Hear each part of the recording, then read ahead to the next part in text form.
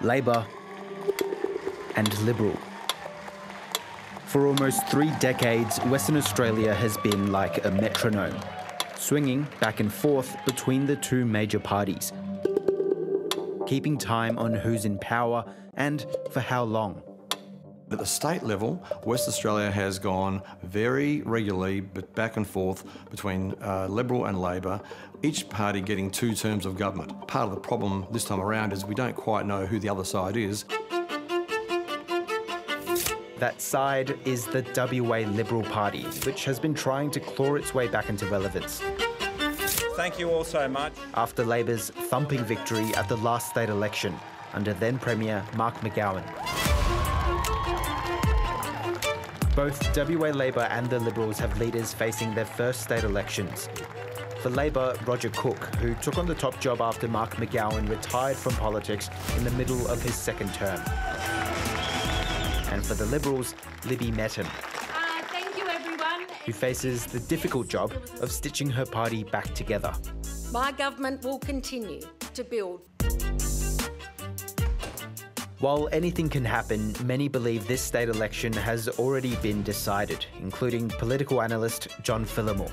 You might expect the Liberal Party to win, given West Australia's history, but as it turns out, nobody really expects that because of the size of the Labor victory back in 2021. In an unprecedented election last time, Labor won 53 of the 59 seats in the Legislative Assembly, the lower house, which forms government. So it was a complete wipeout for the opposition, and in fact, the Liberal Party is not the official opposition in Western Australia. The official opposition is the National Party.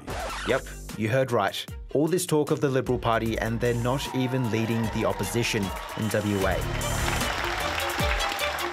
This is the state's little-known opposition leader, Shane Love.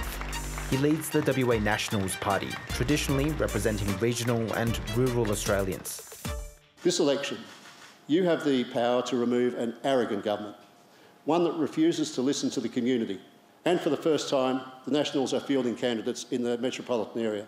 The National Party is in an unusual situation. It's the official opposition, but it's actually really under pressure at this election. Traditionally, West Australia had a system of regional vote weighting, and that used to help the National Party. But the system was then changed by Mark McGowan, and now if the Nationals got the same sort of vote they got last time, they'd only get 1 member.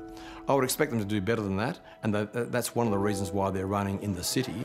Shane Love's unenviable job of leading the state opposition against Labor's stomping majority has little to do with his own popularity, and instead has more to do with the popularity of Mark McGowan, who, as Premier during the COVID pandemic, earned the colloquial moniker of State Daddy.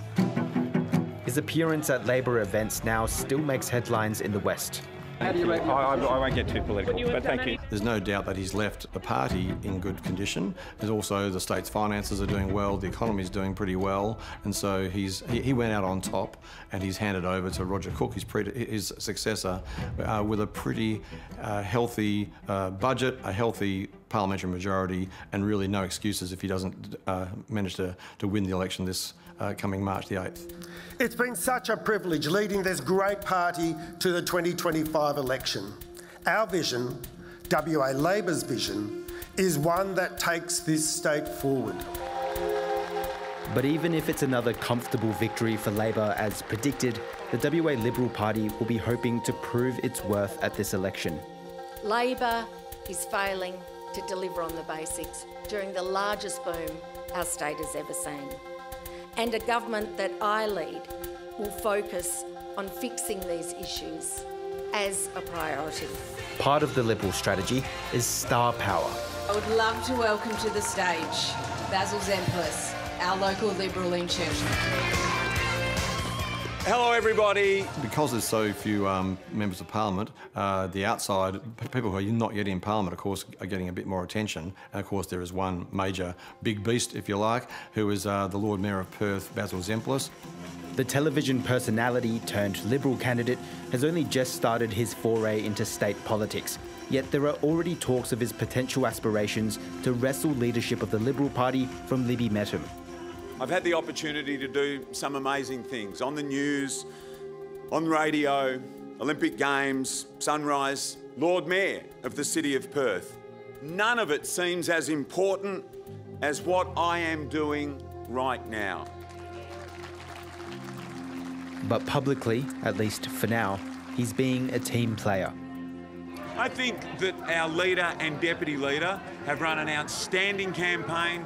They know what they're doing. Firstly, he's got to win his seat, but if he wins his seat, you'd imagine he'd be a senior front bencher in the Liberal Party opposition, if that's what happens, and then maybe he'll bide his time and see how he goes in the next parliament. And, of course, there's the question of how Western Australia's political landscape could affect the looming federal election.